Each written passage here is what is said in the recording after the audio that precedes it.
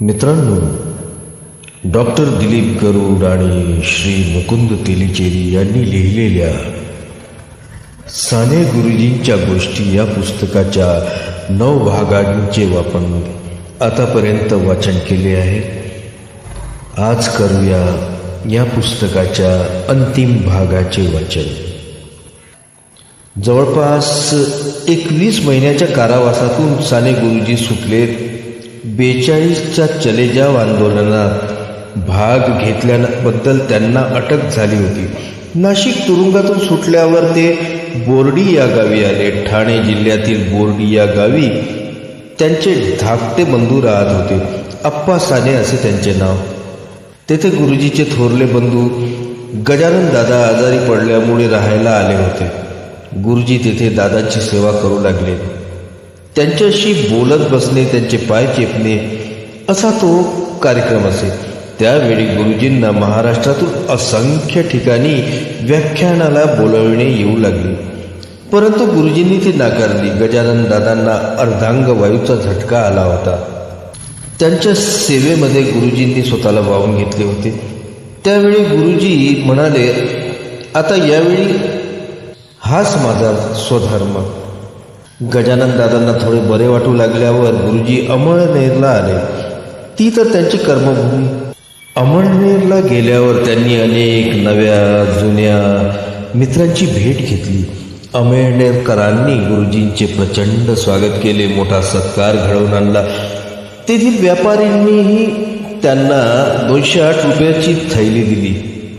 ती त्यांनी राजपंद्यांसाठी देऊन टाकली. अमळनेरनंतर गुरुजी नंदुरबारला गेले. तेथेही त्यांचे प्रचंड स्वागत झाले. 42च्या चळवळीत शिरीष कुमार आणि त्याचे सहकारी धारातीर्थी पडले होते. गुरुजी प्रत्येक हुतात्म्याच्या घरी जाऊन आले. त्यांच्या कुटुंबाचे सांत्वन केले, त्यांना धीर दिला. ज्या ठिकाणी गोळीबार झाला त्या माणिक चौकातही गुरुजी जाऊन आले. ज्या ठिकाणी हुतात्म्यांचा देह पडला त्या ठिकाणची माती त्यांनी कपाळी लावली. तेव्हा गुरुजी सद्गदित झाले होते. त्यांचा ऊर भरून आला होता. गुरुजींना त्या बाल चमूंची आठवण झाली. त्यांचे शौर्य आठवले. गुरुजींचे डोळे पाणावले. मनोमन त्यांनी हुतात्म्यांना अभिवादन केले. पंढरपूरचे मंदिर हरिजनांना खुले व्हावे म्हणून साने गुरुजी महाराष्ट्रभर जनजागृती करीत होते. सुरुवातीला सेनापती बापटही त्यांच्या बरोबर होते. शिवाय महाराष्ट्र शाहीर नावाचे एक कलापथकही सोबत होते. या कलापथकात प्राध्यापक वसंत बापट, लीलाधर हेगडे, राजा मंगळवेळेकर इत्यादी मंडळी होती. सुरुवातीला गुरुजी आपल्या दौऱ्याबद्दल बोलत. ते आपल्या भाषणात म्हणत, पंढरपूरचे मंदिर हरिजनांना मोकळे व्हावे म्हणून मी मरायला उभा राहिलो आहे. पंढरपूर म्हणजे महाराष्ट्राचे हृदय, महाराष्ट्राच्या जीवनाची किल्ली. या पंढरपूरच्या वाळवंटात सर्व जातीचे संत एकत्र नाचले. तिथे शिवाशिव नाही. आता आपण पुढचे पाऊल टाकूया. संतांनी वाळवंटात सर्वांना एकत्र घेतले. आपण मंदिरात सर्वांना घेऊन येऊया. भाषणाच्या शेवटी गुरुजी म्हणत, निराधार आम्ही तुझाची आधार, अमृताची धार तुझे नाव, तुझा म्हणून या आलो तुझ्या दारी, मी तव भिकारी भीक घाली, भीक घाली थोडी थोडी तरी राया, पडतो मी पाया दया करी. हा अभंग म्हणून गुरुजी लोकांचा पाठिंबा मागत. यावर हजारो पाठिंबा देणारे हात वर होत. लोक पाठिंब्याच्या पत्रकावर सह्याही करत. भाषणानंतर महाराष्ट्र शाहिराची गाणी होत. रामनवमी नावाचे लोकनाट्यही सादर होईल. घ्या रे घ्या रे घ्या रे हरिजन घरात घ्या रे, घरात घ्या रे घरात घ्या, हे गीत गुरुजींनी लिहून दिले होते. गुरुजींना लोक फक्त पाठिंबाच देत नसत तर दौऱ्याच्या खर्चासाठी पैसेही देतात. या दौऱ्याच्या वेळी गावातील अनेक मंदिरे, पानवठे, विहिरी हरिजनांसाठी खुल्या होत. मग गुरुजींचे चित्त प्रसन्न होत असे. या दौऱ्याच्या वेळी अनेक भावनिक प्रसंग घडत असत. ठाणे जिल्ह्यातील मोरवाडा गावी एक घटना घडली. या मोरवाड्यात 105 वर्षाची एक मुसलमान वृद्धा होती. ती अंध होती. तेथील कार्यकर्त्यांनी तिला गुरुजींच्या उपवासाची आणि दौऱ्याची हकीकत सांगितली. हरिजनांना मंदिरात प्रवेश न देणाऱ्या अनुदार धर्माचे तिला आश्चर्य वाटले. तिने स्वतः गुरुजींचा प्रचार कार्यासाठी 51 रुपये दिले. दुसरे दिवशी सकाळी गुरुजी तिला भेटायला तिच्या घरी आले. तेव्हा त्या वृद्धेला अपार आनंद झाला. गुरुजींनी तिच्या पायाला स्पर्श करून वंदन केले. तेव्हा तिनेही गुरुजींच्या चेहऱ्यावरून हात फिरवून आशीर्वाद दिला. ती म्हणाली, बेटा तेरा काम हो जाएगा. तेव्हा गुरुजींच्या डोळ्यात आनंदाश्रू चमकले आणि पुढे गुरुजींच्या या प्रयत्नांना खरोखरच यश आले. पंढरपूरचे मंदिर अस्पृश्यांसाठी खुले झाले. एक नवीन इतिहास निर्माण झाला. तो गुरुजींच्या अथक प्रयत्नाने आणि त्यागाने निर्माण झाला. पालगडच्या पांडुरंगाने पंढरपूरच्या पांडुरंगांशी सर्वांची भेट घालून दिली. महाराष्ट्राच्या समाज जीवनात एक नवीन पर्व सुरू झाले. इतिहासाचे एक सोनेरी पान गुरुजींनी आपल्या कर्तृत्वाने लिहिले. 11 जून 1950 आकाशवाणी मुंबई केंद्रावरून सकाळी बातमी देण्यात आली. आकाशवाणी मुंबई केंद्र.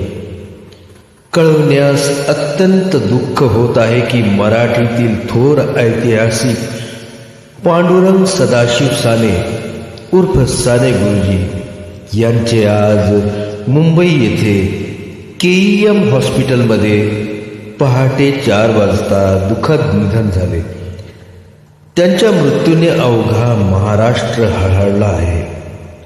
गुरुजींच्या निधनाची ही बातमी वाऱ्यासारखी सर्वत्र पसरली आणि गुरुजींच्या अंत्यदर्शनासाठी लोकांनी मुंबईच्या KEM हॉस्पिटलकडे धाव घेतली.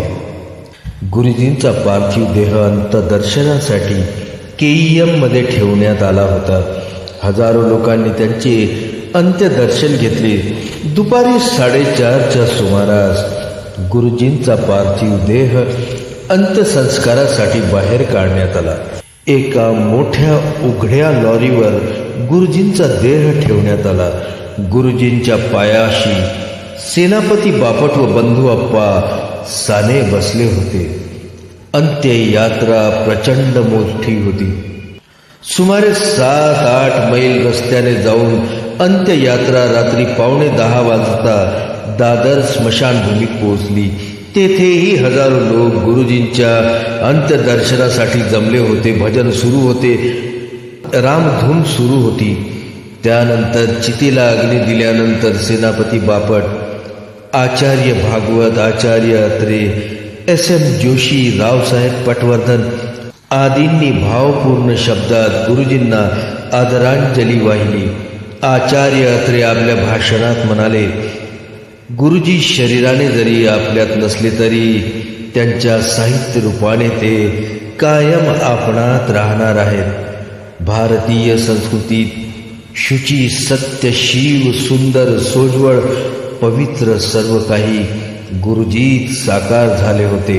गुरुजी इतका सर्वात आवडता पुढारी महाराष्ट्रात दुसरा कोणी झाला नसेल. कैलासवासी गडकऱ्यांच्या राजहंस माझा निजला कवितेतील मातेप्रमाणे आज महाराष्ट्रातील घराघरातून लाडका श्याम मम निजला असा शोक होत असेल तर SM जोशी म्हणाले, गांधीजी गेले तेव्हा आमचे पिता गेल्याप्रमाणे आम्हाला दुःख झाले. गुरुजी गेल्यामुळे आमची आईच निघून गेल्याचे दुःख होत आहे. आचार्य विनोबा गुरुजीवर लिहिलेल्या मृत्यूलेखात म्हणतात, रामकृष्ण, रवींद्रनाथ आणि गांधीजी या 3 त्यांच्या देवता होत्या. तिघांचे अंश त्यांच्या ठिकाणी उतरले होते. ते समाजसेवी होते. त्यांचा विशाल आत्मा सगळ्यांचा गुण घेणारा होता.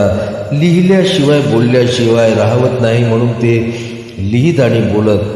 अमृतस्य पुत्र ही त्यांची वास्तविक पदवी आहे. गुरुजींना श्रद्धांजली वाहिली जात असताना स्मशानभूमीच्या मध्यभागी गुरुजींची चिता भडकत होती. स्मशानभूमीत सुमारे 60,000 स्त्री पुरुषांचा समुदाय जमलेला होता. साने गुरुजी अमर रहे या घोषणा देत होता. गुरुजींना अखेरचे अभिवादन केल्यानंतर राष्ट्रगीत झाले. सर्व लोक जड अंतःकरणाने रात्री 11:30 वाजता घरोघरी परतले. गुरुजींच्या अकस्मात जाण्यामुळे त्यांच्या परिवारातील लोक अत्यंत व्यथित झाले. या धक्क्यावरून वर येण्यास त्यांना बराच अवधी लागला, पण हळूहळू लोक भानावर आले. गुरुजींनी सुरू केलेल्या एक प्रवृत्ती आपापल्या पद्धतीने त्यांनी जोपासण्याचा प्रयत्न केला. कोणी साधनेची धुरा आपल्या खांद्यावर घेतली, तर कोणी आंतरभारतीच्या कामात स्वतःला झोकून दिले. कोणी राष्ट्रसेवा दलाचे काम स्वीकारले, तर कोणी छात्र भारतीची जबाबदारी स्वीकारली. साने गुरुजीचे आवडते शिष्य श्री प्रकाशभाई मोहडीकर यांच्या मनात मात्र वेगळेच काहीतरी होते. त्यांच्या मनात होते की साने गुरुजींनी सबंध महाराष्ट्रभर हिंडावे आणि मुलांना गोड गोड गोष्टी सांगाव्या. गुरुजींनी ते कबूलही केले होते, परंतु तसे होऊ शकले नाही. म्हणून 24 डिसेंबर 1951 या दिवशी प्रकाशभाई मोहाडीकर यांनी मुंबईला साने गुरुजी कथामालेची स्थापना केली. या कथामाला स्थापनेचा वृत्तांत वर्तमानपत्रात छापून आला. शेकडो ठिकाणाहून प्रकाशभाईंना कथामालेबद्दल विचारणा करण्यात आली. कथामालेची कल्पना सगळ्यांनाच आवडली. संपूर्ण महाराष्ट्रभर कथामाला चळवळ फोफावू लागली. कथामालेच्या शेकडो शाखा सुरू झाल्या आणि कथाकथनाद्वारे मुलांवर संस्कार करण्याचा महान कार्याला सुरुवात झाली.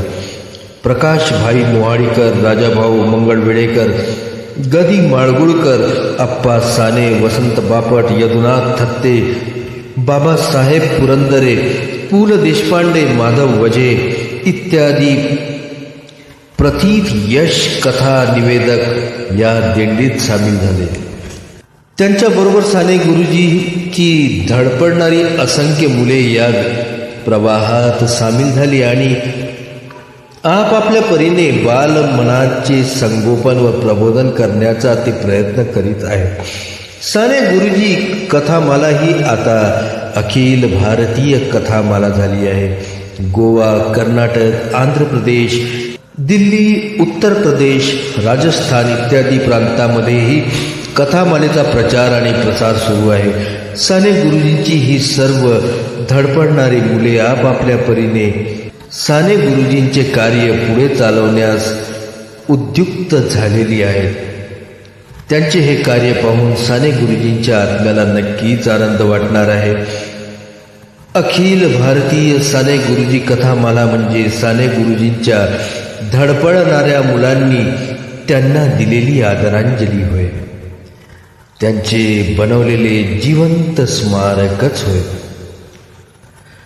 तर मित्रांनो, आता आपण इथेच थांबूया.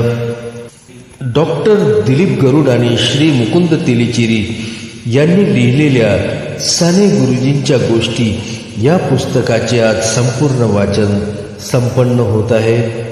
भेटूया परत पुढे नवीन विषयासोबत. आपणास जर माझी वाचनशैली, माझा हा उपक्रम आवडला असेल तर कृपया चॅनलला लाईक करा, सबस्क्राईब करा आणि शेअर करायला विसरू नका. धन्यवाद.